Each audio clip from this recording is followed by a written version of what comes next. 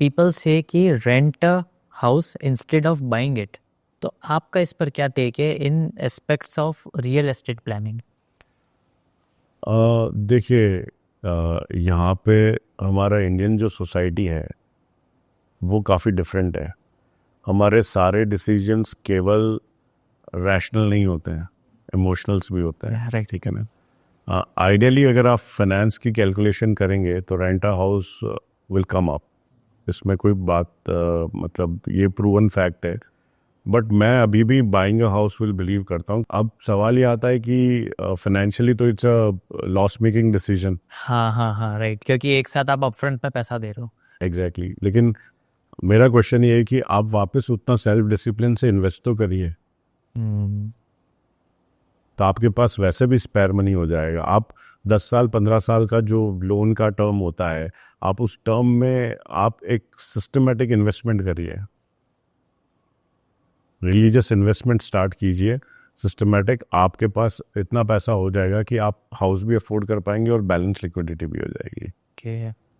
सो मेरा ऐसा मानना है कि नहीं, घर तो होना चाहिए। घर का एक डिफरेंट एंगल रहता है, घर का एक डिफरेंट साइकोलॉजिकल एंगल बहुत रहता है। बाकी रियल स्टेट इन्वेस्टमेंट तो इंडिया में हमेशा से ही फ्रूटफुल रहा है। वो आपके फिक्स डिपॉजिट से उसने बहुत ज़्यादा रिटर्न दिया है। वैसे ये क्वेश्चन मेरे को शुरू में पूछना था, आपके अकॉर्डिंग जब हम रियल एस्टेट में इन्वेस्ट करने जाते हैं तो हमको क्या क्या चीज़ों का ध्यान रखना चाहिए? देखिए, रियल स्टेट इन्वेस्टमेंट जो है उसमें सबसे बड़ा फैक्टर है आपकी पॉकेट। हाँ हाँ, आपके राइट। पास क्वांटम कितना है इन्वेस्ट करने का। आप अगर प्लॉट ऑफ लैंड की बात करेंगे तो आप tier 2 tier 3, probably tier 3 tier 4 में इन्वेस्ट कर पाएंगे। Right. लेकिन टीयर 1 में 80 के 95% of people will not be able to buy a plot of land in tier 1 city. हाँ। तो क्वांटम सबसे ज़्यादा इम्पॉर्टेंट है। सेकंड फैक्टर जो इम्पोर्टेंट है वो है आपकी लोकेशन। अगर आप रियल स्टेट में इन्वेस्ट कर रहे हैं तो location is one thing which you should consider.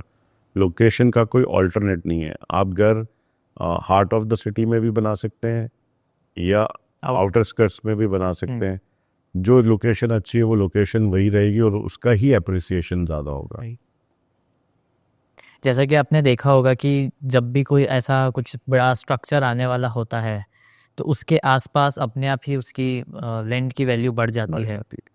ये डिसीजंस जनरली आप ये देख के लेते हैं। लोकेशन जब आप देखते हैं तो आपका जो मेन बिजनेस सेंटर से कितनी दूरी है वो भी देखते हैं आप। हाँ। और अगर आप बिजनेस सेंटर में अफोर्ड कर सकते हैं तो आप वहाँ पे लेते हैं, क्योंकि जहाँ पे डेवलपमेंट आने वाला होता है वहाँ का अप्रिसिएशन बहुत फास्ट होता है। फिर एक फैक्टर और आप कंसिडर करते हैं जो वो है टैक्स। हाँ। कि जब आप इन्वेस्ट कर रहे हैं तो क्या आपको टैक्स बेनिफिट्स कुछ हो रहे नहीं है। टैक्स बेनिफिट इंडिया में एक बहुत बड़ा बेनिफिट है।